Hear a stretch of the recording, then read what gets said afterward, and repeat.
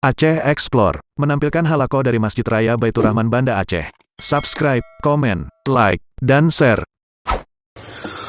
Assalamualaikum warahmatullahi wabarakatuh.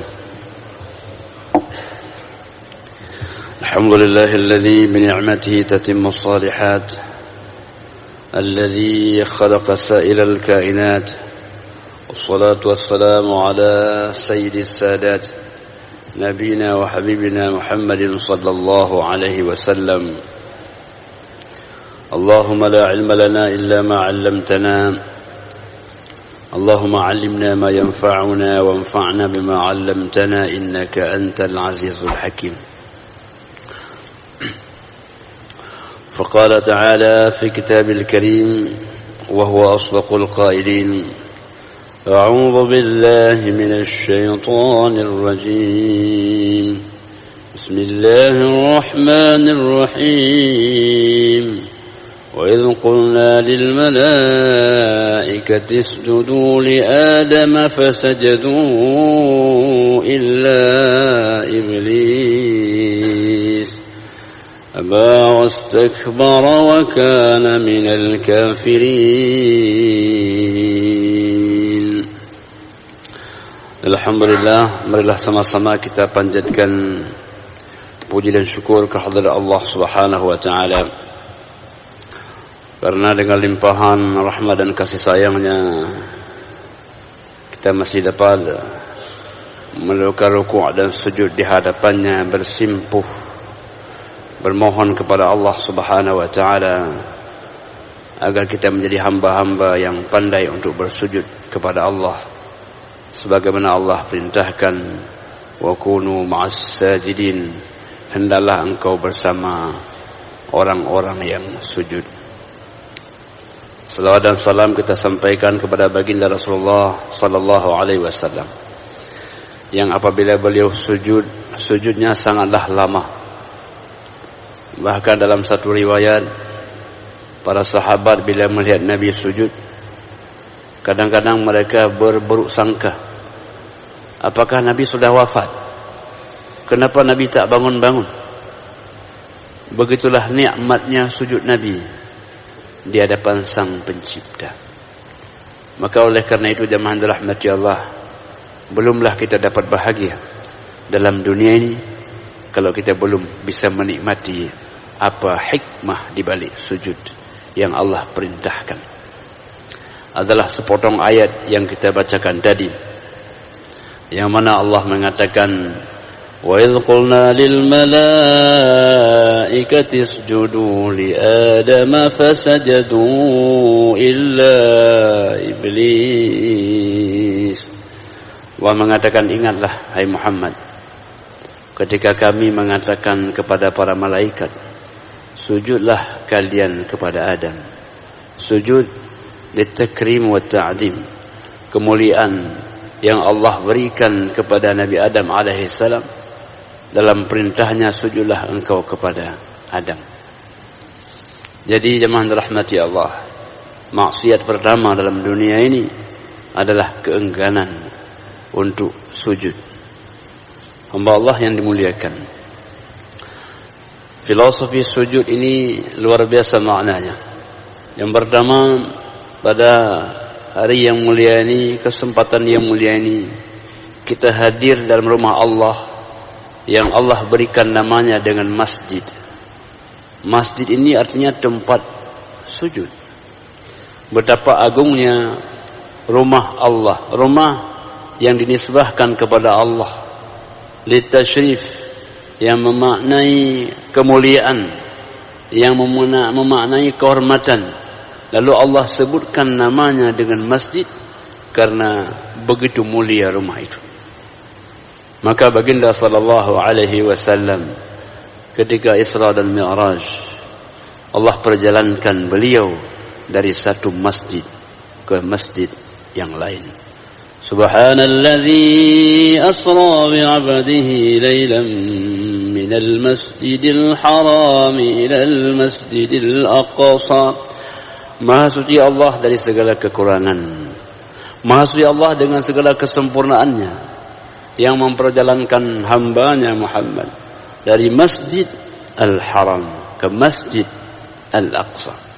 Tidak ada satu perjalanan yang paling mulia kecuali kita mulai berangkat dari masjid dan menuju ke suatu masjid.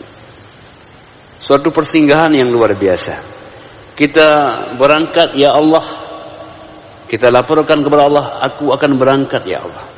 Dan nanti aku menuju ke rumahmu pula.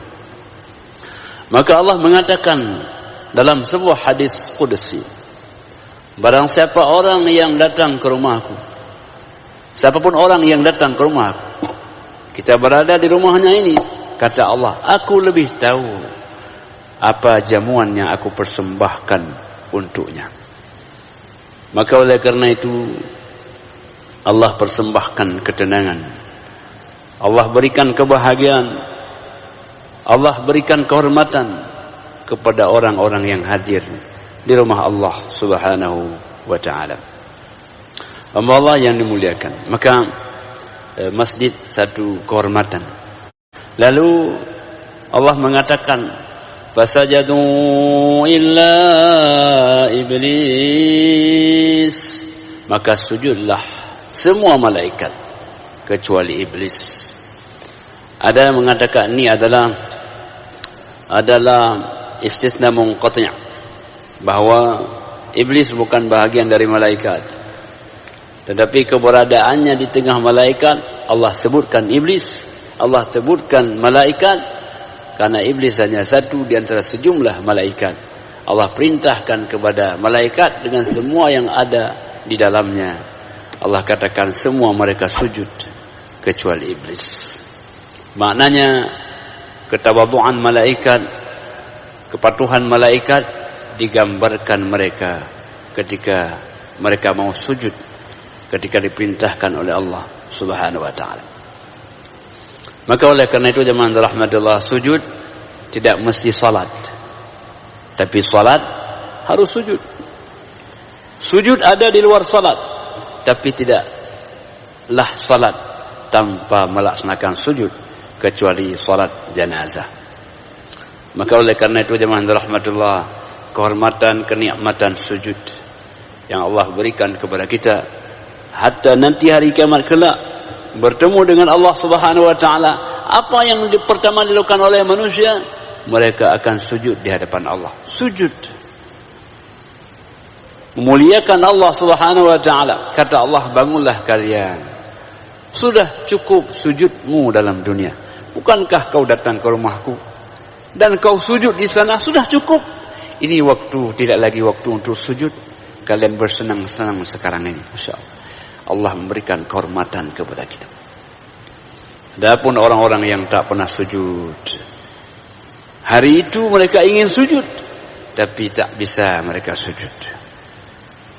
Jadi jemaah rahmati Allah Subhanahu wa ta'ala, ini bahagian kemuliaan. Yang kedua adalah ada ulama berbeda pendapat, mana lebih mulia antara panjang sujud atau panjang berdiri. Nah, Nabi pula kalau berdiri itu lamanya luar biasa. Nabi kalau sudah berdiri salat, apalagi salat sunnah beliau, Allahu Akbar, Al-Fatihah, beliau kalau berdiri itu Masya Allah luar biasa. Direkam oleh Abdullah bin Mas'ud. Kata beliau, suatu hari, suatu malam saya salat di belakang Nabi sallallahu alaihi wasallam. Beliau gambarkan, setelah beliau Nabi sallallahu alaihi wasallam membaca surah Al-Fatihah, beliau mengawali dengan surah Al-Baqarah, dilanjutkan dengan surah Ali Imran, dilanjutkan dengan surah Al-Maidah. Bayangkan jemaah rahmati Allah, kata Abdullah bin Mas'ud, hampir saja pingsan.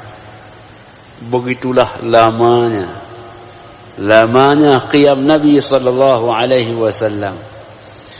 Oleh karena itu jemaah rahmati Allah, digambarkan para sahabat itu kalau berdiri malam hari sampai bengkak-bengkak kakinya. Lamanya qiyam mereka itu. Dia bilang, Pak, kami bengkak juga kaki, Pak. Kenapa? Asam urat. Bukan lama, karena asam urat. Bukan lama berdiri. Nabi kalau berdiri itu lama, luar biasa. Menikmati bacaan-bacaan Al-Quran. Karena bacaan Al-Quran dalam salat itu lebih menyentuh adanya. Orang kalau bacaan dalam salat itu lancar, itu berarti luar biasa kelancarannya. Kalau orang bisa menikmati dalam salat, itu luar biasa kenikmatannya. Kalau dia mendapatkan pahala di luar salat, luar biasa pahala dalam salat. Bahkan Imam Al-Ghazali mengatakan, orang yang membaca Al-Quran di luar salat, bila bacaannya tanpa wudu, itu nilainya 10 pahalanya. Bila membacanya dengan berwudu, nilainya 25 pahalanya, 1 huruf. Bila dia baca dalam salat, pahalanya 50 per huruf. Alif Lam Mim, pahalanya 150. Dzalikal kitabu la raiba fihi. Tidak sanggup kita hitung berapa pahalanya. Maka Nabi sangat menikmati bacaan dalam salat itu. Sama orang yang membacanya, orang yang mendengarnya, maka kita sangat menikmati bila dibacakan ayat-ayat yang panjang dalam salat. Kita akan menuai pahala dari Allah Subhanahu wa ta'ala. Jadi jemaah rahmati Allah, kenikmatan yang hanya dinikmati oleh orang-orang yang dapat menikmatinya. Karena ada nikmat dan nikmat, tidak semua orang bisa menikmatinya. Nah, jadi jemaah rahmati Allah Subhanahu wa ta'ala, ini poinnya. Yang filosofi yang ketiga, bahwa jemaah rahmati Allah, cobalah kita lihat dalam salat itu. Tadi kan qiyam. Sekarang Nabi kalau sujud, sebagaimana kami katakan tadi, Nabi sujud itu lama sekali bangunnya. Sujud lama sekali. Nabi mengatakan, aqrabu ma yakunul 'abdu 'inda rabbih wa huwa sajid. Yang paling dekat hamba dengan Sang Pencipta ketika dia sedang sujud. Jadi oleh karena itu jemaah rahmatillah, kan kalau kita sujud terasa nikmat. Nikmat itu terasa kita. Maka semakin lama sujud, semakin ketenangan, ketentraman, kebahagiaan, kesehatan semua ada dalam sujud kita. Malah ada mengatakan, orang yang banyak sujudnya, banyak sehatnya. Sehat spiritualnya, sehat akalnya. Karena darah mengalir sangat banyak ke kepalanya. Oksigen demikian halnya. Menjadi orang yang sehat, orang yang segar dalam hidup. Rupanya di balik perintah ibadah ada makna muamalah, ada makna sihah yang barangkali tidak banyak orang yang mentadabburinya. Jadi oleh karena itu jemaah rahmatullah, ini kita kelihatan sehat-sehat ini mungkin karena banyak sujud juga dan lama sujud kita. Maka Nabi mengatakan, fas'al ma syi'ta, maka mohonlah kepada Allah apa saja, apa yang kau mohon itu Allah akan segera mengijabahkan. Karena doa dalam sujud, doa yang paling dekat dengan Allah Subhanahu wa ta'ala. Jadi oleh karena itu jemaah rahmatullah, maka di sanalah ada beda pendapat. Mana lebih afdal? Apakah lama ketika al-qiyam berdiri atau lama waktu sujud? Ada mengatakan yang paling afdal lama kita berdiri, karena di dalamnya kita baca ayat-ayat Allah Subhanahu wa ta'ala. Wah, itu ya, fadilahnya luar biasa. Ada mengatakan paling afdal lamanya kita sujud, karena sujud adalah kita paling dekat dengan Allah di waktu itu. Jadi jemaah rahmati Allah Subhanahu wa ta'ala, baginda sallallahu alaihi wasallam bersabda, as-sajdatu ala sab'ati a'zam. Sujud itu di atas 7 tulang. Ada tulang dahi, ada 2 tangan, ada 2 lutut, dan ada 2 kaki kita, ujung kaki kita. Jadi di sanalah makna kemuliaan. Di sanalah makna kehormatan. Karena kepala kita yang mulia ini ketika berhadapan dengan Allah akan sejajar dengan kaki kita yang hina. Kaki ini yang paling bawah. Tapi seolah-olah Allah mengatakan, wahai hambaku, di hadapanmu kepalamu sama nilainya dengan kakimu. Yang bedanya adalah kualitas hatimu. Hatimulah yang membedakan antara satu dengan yang lain. Inna akramakum indallahi atqakum. Di sana tidak lagi melihat fisiknya. Kalau fisik tentu kepala lebih mulia. Inna Allah la yanzuru ila suwarikum wala ila amwalikum walakin yanzuru ila qulubikum wa a'malikum. Allah tak lagi melihat pada badanmu, kepada hartamu. Allah melihat kepada hatimu dan amal. Di sanalah semua nilai kemuliaan. Di sanalah bermuara kehormatan. Di sanalah nilai ketakwaan. Maka hidup ini adalah hati dan mati itu juga hati. Orang yang baik hatinya, bahagia hidupnya. Orang yang baik hatinya, nikmat hidupnya. Teringatlah satu kisah Luqmanul Hakim. Barangkali kisah ini sudah pernah kita sampaikan, tapi kita ulang-ulang, kita untuk merefresh kembali pada suatu hari. Luqman ini seorang budak. Dia punya tuannya mengatakan, Luqman, ini ada seekor kambing. Luqman sembelih kambing ini, nanti bawakan kepada saya daging yang paling bagus dari kambing ini. Luqman menyembelihnya, membawa daging yang paling bagus. Kata tuannya, apa ini Luqman? Ini adalah hati tuan. Oh ya, hati? Ya, hati itu paling bagus. Esoknya sembelih, ada seekor lagi. Luqman, ini ada satu lagi. Nah, kamu sembelih ini kambing, bawa kepada saya daging yang paling buruk. Sembelih Luqman, dibawa lagi. Ini tuan, ini apa? Hati. Apa? Hati ini yang paling buruk. Kemarin kamu bilang yang paling baik. Ini sudah yang paling buruk. Bagaimana Luqman? Tuan, itulah muara. Semua kebaikan itu adalah hati, dan semua keburukan adalah hati. Semua kebaikan itu adalah hati, dan semua keburukan itu adalah hati. Ketika hatinya baik, maka badannya menjadi baik. Ketika hatinya buruk, maka badannya menjadi buruk pula karenanya. Jadi oleh karena itu, jemaah rahmati Allah, inilah bagaimana nikmatnya orang yang sujud memperbaiki hati kita. Dengan sujud itu kita dihadirkan rasa tawadhu. Ya Allah, tidak ada kemuliaan, tidak ada kehormatan, hanya Engkau Allah Zat yang Maha Mulia. Maka ketika orang merendahkan hatinya, Allah angkat harkat dan martabatnya. Jadi jemaah rahmati Allah, Allah mengatakan fasajadu illa iblis. Ibnu Katsir mengatakan hadza ikramun 'azimun min Allah Ta'ala li Adam. Ini adalah satu kehormatan besar yang Allah berikan kepada Adam. Adam itu Allah ciptakan langsung. Allah nafakha fihi min ruhi, Allah tiupkan ruhnya. Jemaah rahmati Allah, lalu kemudian berikutnya adalah Allah perintahkan untuk sujud kepada Adam, simbol kehormatan. Allah ajarkan kepadanya nama-nama hamba Allah yang dimuliakan. Lalu iblis ini ada mengatakan dia adalah makhluk yang paling taat pada awal, yang paling dekat dengan zat pencipta, yang paling sungguh ibadahnya. Namun apa yang menyebabkan dia berbelok? Karena dia merasa lebih hebat daripada yang lain, daripada malaikat. Ketika dia merasa lebih, maka di sanalah itulah dia sudah menjadi makhluk yang kurang.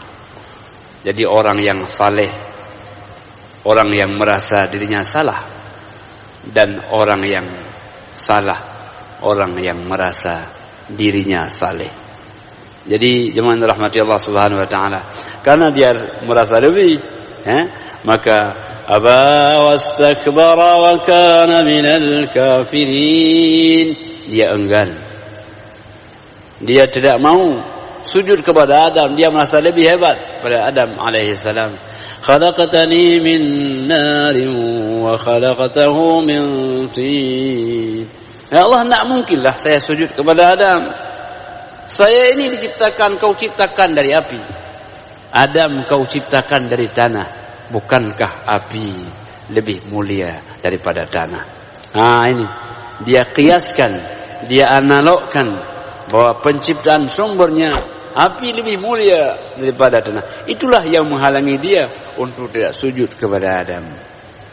Maka ketika kita tidak mau sujud, maka di sana ada istikbarannya, ada rasa nilai kelebihan kita di hadapan Allah. Na'udzubillahi min dzalik. Sebaliknya, kalau kita sudah sujud, kita sudah merendahkan hati kita di hadapan Allah. Wa ma tawadha, tidaklah ada orang yang bertawadhu kecuali Allah, illa an rafa'ahu Allah. Allah akan angkat harkat martabatnya karena ketawadhuannya. Jemaah yang dirahmatillah, tawadhu adalah padi yang berisi. Tawadhu adalah padi yang kalau dia berisi, dia terus akan merunduk dan merunduk hingga pada puncaknya. Tidak tawadhu, padi yang kosong. Semakin dia tidak berisi, semakin tegak adanya. Pastikanlah setiap orang yang bertawadhu, orang yang berisi ilmunya, berisi hartanya, berisi karakternya, berisi dengan kemuliaan-kemuliaannya. Jadi jemaah dirahmati Allah Subhanahu wa taala, inilah nikmat orang yang tawadhu, nikmat yang tak diperoleh orang yang tidak tawadhu. Jadi orang yang sujud adalah simbol ketawadhuan.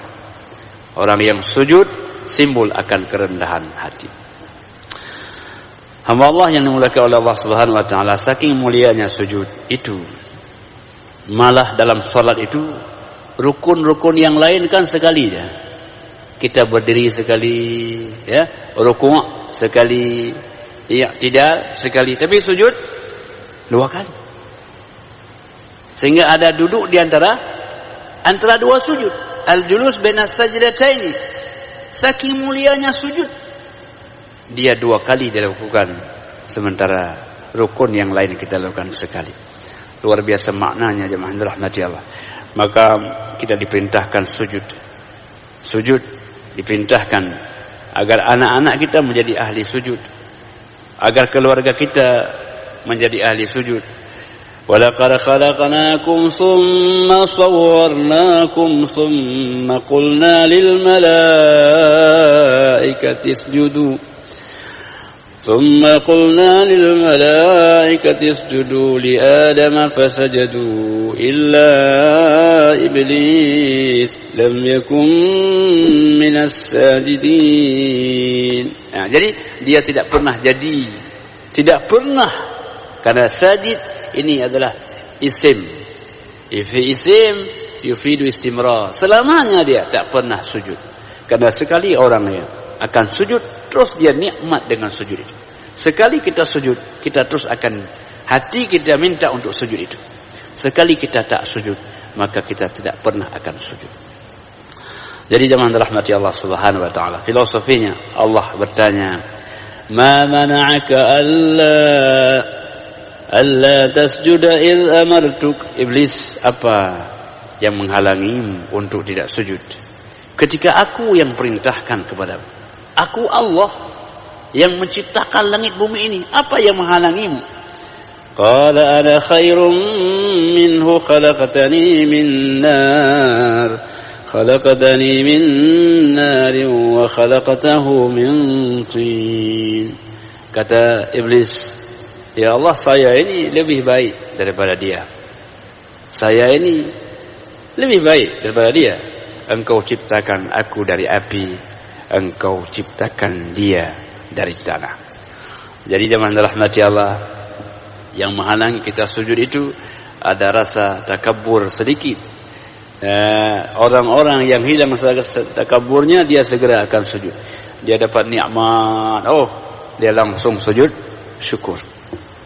Dia dengar wasjud waqtarib, dia dengar ayat-ayat tilawah, dia sujud tilawah. Jadi sujud ini yang membuat dia diangkat kehormatannya oleh Allah Subhanahu wa taala. Jadi jemaah rahmatillah, jadi apa benar bahwa apa yang dikatakan oleh iblis ini bahwa api ini lebih baik?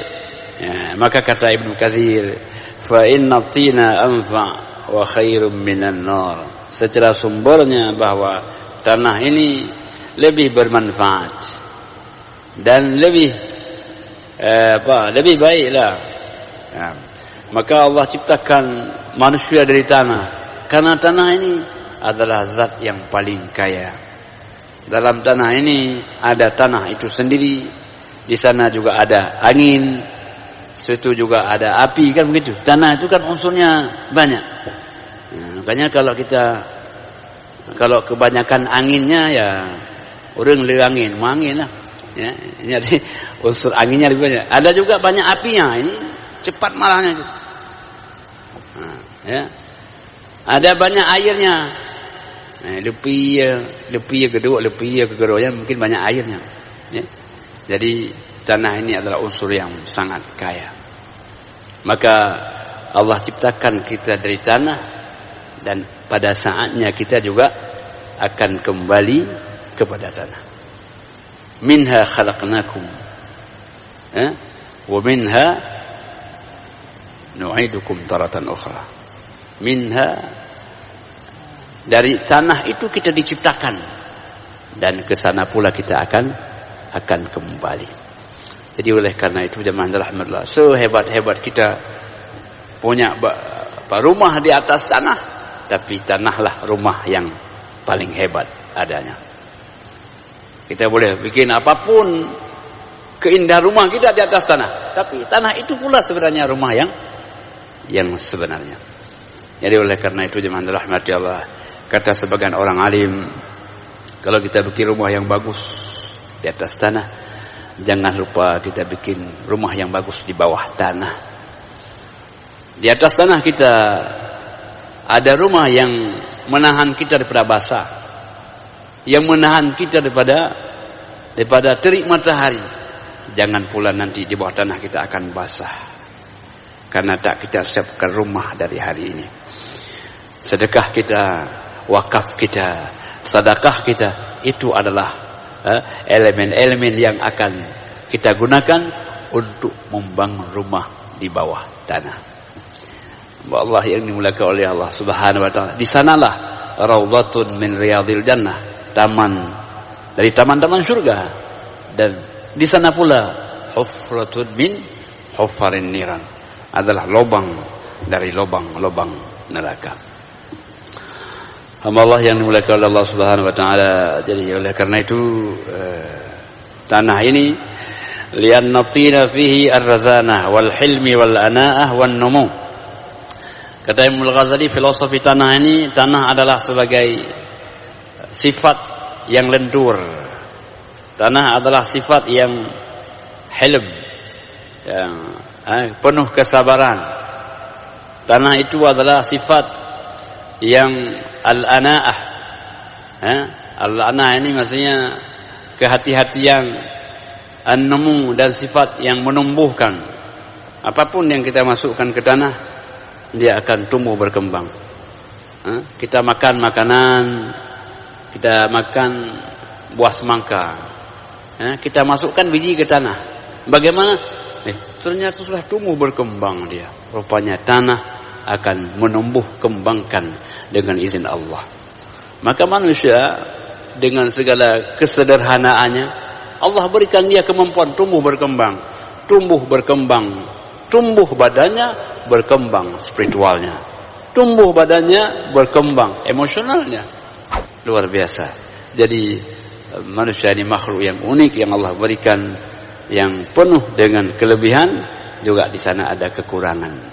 Agar mereka saling mengisi, agar mereka saling berbagi, agar mereka bisa bersama sebagai hamba Allah. Allah mengajak kita menjadi hamba-hamba yang saling bersaudara. Nabi mengatakan, wa kunu ibadallah ikhwana. Jadilah engkau hamba-hamba Allah yang saling bersaudara.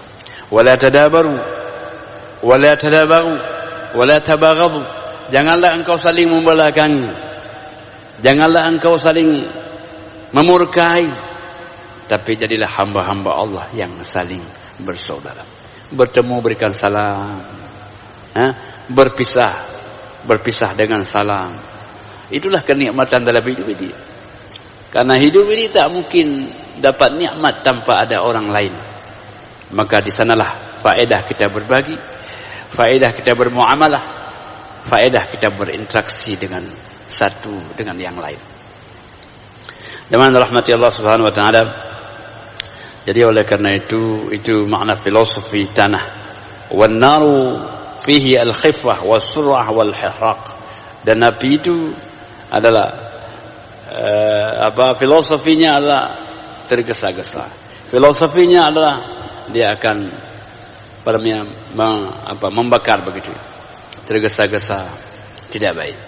Ya, kita fitta annis salamatu, dengan berpelan, berhati-hati, di sana ada keselamatan dalam kehidupan kita. Hamba Allah yang dimuliakan oleh Allah Subhanahu wa taala, maka oleh karena itu filosofi tanah ini menjadi satu nilai tambah bagi manusia sebagai makhluk hamba Allah yang menjalankan fungsi-fungsi yang Allah berikan kepadanya untuk melestarikan alam semesta ini agar dia dapat bahagia dan membahagiakan, agar dapat bahagia dirinya dan dapat membahagiakan orang lain. Kalau hanya sekedar bahagia kita belum banyak manfaatnya, tapi nilai kita bertambah ketika kita dapat membahagiakan orang lain. Jadi kalau kita bahagia, maka tebarlah kebahagiaan itu kepada orang lain. Kalau kita ada harta, maka berbagilah sedikit kepada orang lain. Kalau kita ada kesehatan, berbagilah kesehatan kepada orang lain. Jadi lebih kita itu pada kemampuan kita untuk berbagi, sehingga baginda sallallahu alaihi wasallam bersabda, khairun nasi anfa'uhum linnas. Manusia yang terbaik itu karena kemampuan dia untuk berbagi kepada orang lain. Allah yang dimuliakan oleh Allah Subhanahu wa taala, maka Adam alaihi salam Allah jadikan sebagai sampel kehidupan kita, sebagai ayah kita. Kehormatan Adam adalah kehormatan anak-anaknya, sebagaimana Adam diperintahkan melestarikan bumi, demikian pula perintah kepada anak-anaknya agar menjadi orang-orang yang melestarikan bumi ini dengan ibadah kepada Allah, dengan ketaatan kepadanya. Ya, jemaah rahmati Allah Subhanahu wa taala, mungkin demikianlah beberapa poin yang dapat kita sampaikan pada kesempatan yang mulia ini. Hanya kepada Allah kita kembali. Hadanallahu wa iyyakum ajma'in. Wassalamualaikum warahmatullahi wabarakatuh.